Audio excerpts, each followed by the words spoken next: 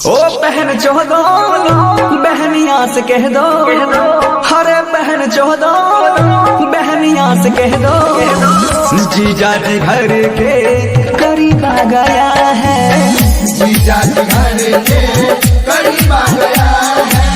भटकते भटकते डीजे बाजा लेके, भटकते भटकते डीजे बाजा लेके, लोकनिया के संग में पूरे जीव आ गया है, जीजा जी घर के करीब आ गया है।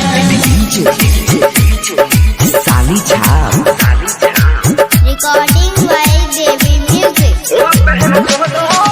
डीजे ओम शंकर परसा खरभिंदा। घाघरा पहिर के साली सब यहाबा, दूल्हा के संग में सब रतियों के चुमावा है, दूल्हा के संग में सब ओ बहन चौदो थोड़ा ना लगाए के साली सब यहाबा, दूल्हा के संग में सब रतियों के चुमावा।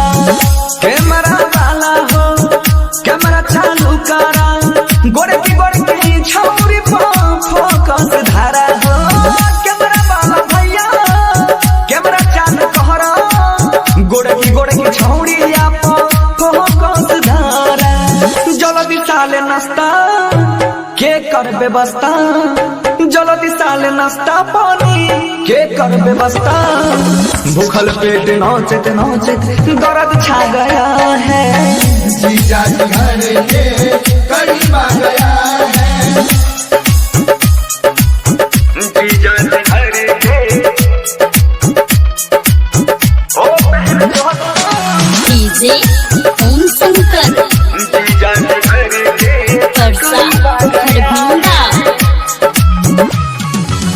महुआ दारू पी के नचै छै बाराती, लाठी से तोड़ देता बोलो विजय सराती रे, लाठी से तोड़ देता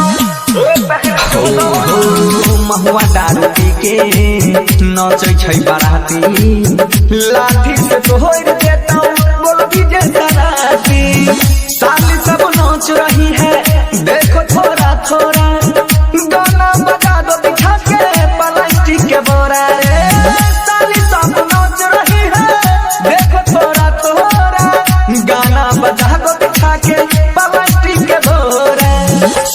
समधि के होगा जब मिलानी, समधि के होगा जब मिलानी, चेहरा पे सबको खुशी छा गया है, जीजा जी घर के करीब आ गया